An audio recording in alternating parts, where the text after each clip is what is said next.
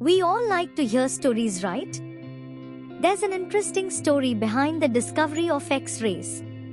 This is the story of a scientist who won the first Nobel Prize in physics, who never patented his greatest discovery to make it freely available to the researcher and medical community. Yes, this is the story of Wilhem Roentgen, who wrote in his last will that the lab notes and the specified documents should be burned after his death. Let's begin the story.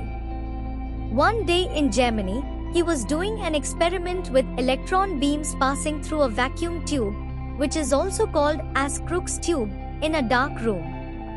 When electricity is applied across the tube, cathode emits electrons into the vacuum and the anode collects the electrons.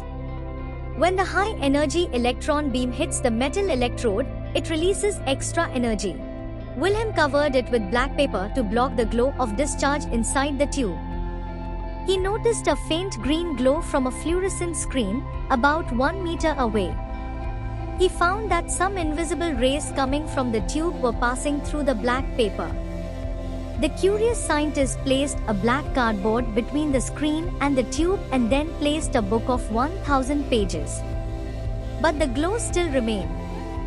He found that the energy is released in the form of an invisible unknown radiation, and called them as X-rays, as usually X is used to represent unknown parameters. He held a small lead disc and saw a shocking shadow on the screen. The dark shadow of the disc and the skeletal outline of bones in his hand. He was thinking of these shocking observations while having dinner that night. He was even afraid that he might have imagined the whole thing. Finally, he told his wife what he had seen and asked for her help. In that Christmas season, he replaced the fluorescent screen with photographic paper and took the world's first X-ray. It was an image of the bones and wedding ring on his wife's hand. When she saw the picture, she said, "I have seen my death." Thus he discovered the medical use of X-rays and the news spread rapidly throughout the world. X-rays are also used for security purposes like luggage scanner at the airports. Also found its application in studying the radiations emitted from celestial bodies and in manufacturing industries to find defects or cracks. As I said in the beginning, he never took out any patents on X-rays to ensure that the world could freely benefit from his work. He even donated his Nobel Prize money to his university.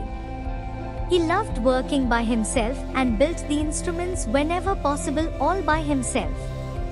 He wanted to destroy the lab notes and rough documents, maybe to make sure that only clear descriptions and results would come out after his death.